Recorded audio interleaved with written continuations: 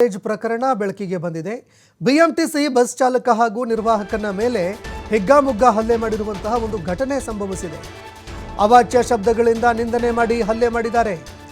Cab ಚಾಲಕ ನಾಗೇಶ್, ನಿರ್ವಾಹಕ ಕೆಂಚಪ್ಪನ ಮೇಲೆ ಹಲ್ಲೆ ಮಾಡಿದ್ದಾರೆ ಕೆಲವು ಕಿಡಿಗೇಡಿಗಳು. ಮಂಗಳವಾರ ಬೆಳಗ್ಗೆ 11:30 ಸುಮಾರಿಗೆ ನಡೆದಿರೋ ಘಟನೆ ಇದು. ಇನ್ನು ಹಲ್ಲೆ ಮಾಡ್ತಾ ಇರುವಂತಹ ದೃಶ್ಯ ಮೊಬೈಲ್ ಕ್ಯಾಮೆರಾದಲ್ಲಿ ಸೆರೆಯಾಗಿದೆ. ಕೆಲವು ಪ್ರಯಾಣಿಕರು ಇದನ್ನು ರೆಕಾರ್ಡ್ ಮಾಡಿಕೊಂಡಿದ್ದಾರೆ. ಕ್ಯಾಬ್ ಚಾಲಕ ನರಸಿಂಹಯ್ಯ ಎಂಬ ವ್ಯಕ್ತಿಯೊಬ್ಬ ಹಿಗ್ಗಾಮುಗ್ಗಾ ಹಲ್ಲೆ ಮಾಡಿದ್ದಾನೆ. ಬಸ್ ಚಾಲಕನ ಮೇಲೆ, ನಿರ್ವಾಹಕನ ಮೇಲೆ ಹಲ್ಲೆ ಮಾಡಿದ್ದಾರೆ.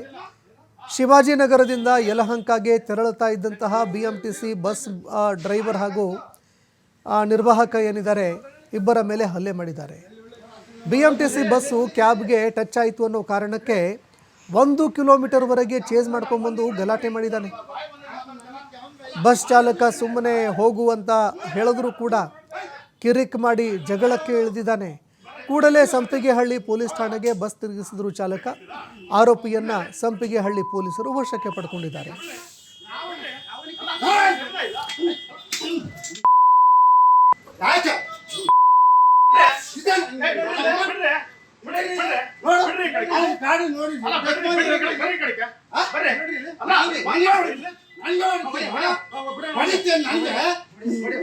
ನಿಮ್ಮ ಅಪ್ಪನ ವಯಸ್ಸಾಗಿಲ್ಲ ಅಲ್ಲ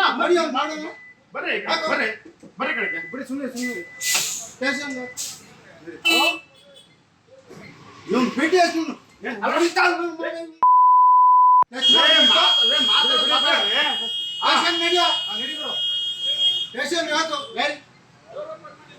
ಈ ಬಗ್ಗೆ ಮತ್ತಷ್ಟು ಮಾಹಿತಿ ಕೊಡ್ತಾರೆ ಪ್ರತಿನಿಧಿ ಸಂತೋಷ್ ಪಟೇಲ್. ಫೋನ್ ಸಂಪರ್ಕದಲ್ಲಿ ಜಾಯ್ನ್ ಆಗಿದ್ದಾರೆ.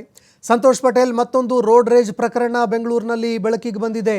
ಏನಿದು ಘಟನೆ? ಈ ಬಗ್ಗೆ ಮತ್ತಷ್ಟು ಮಾಹಿತಿ ಕೊಡೋದಾದ್ರೆ. ಸಂತೋಷ್, ಬೆಂಗಳೂರಿನಲ್ಲಿ ಮತ್ತೊಂದು ರೋಡ್ ರೇಜ್ ಪ್ರಕರಣ ಬೆಳಕಿಗೆ ಬಂದಿರುವಂತದ್ದು. ಬಿಎಂಟಿಸಿ ಚಾಲಕ ಹಾಗೂ ಕಂಡಕ್ಟರ್ ಮೇಲೆ ಕ್ಯಾಬ್ ಚಾಲಕನವರು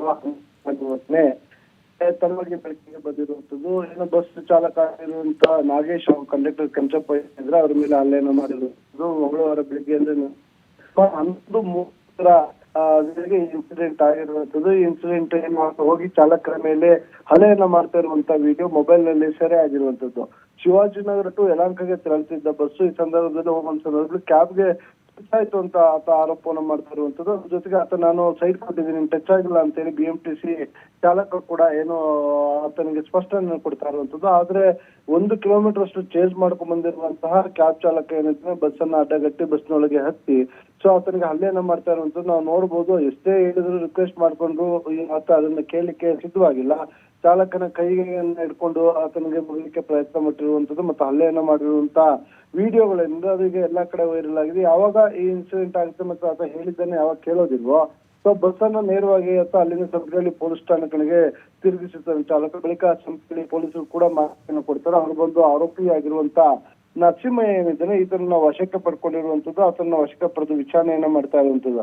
ಅಂದ್ರೆ ಬೆಂಗಳೂರಿನಲ್ಲಿ ಚಿಕ್ಕ ಪುಟ್ಟ ವಿಚಾರಗಳಿಗೆ ಏನು ಸರಿಯಾದ ರೀತಿ ಬಸ್ ಓಡಿಸಲ್ಲ, ಕ್ಯಾಬ್ಗಳನ್ನು ಓಡಿಸಲ್ಲ, ಸೈಡ್ ಕೊಡಲ್ಲ, ಮೊಬೈಲ್ ನೋಡ್ಕೊಂಡು ಹೆಚ್ಚಾಗಿ ಗಾಡಿ ಓಡಿಸುವಂತ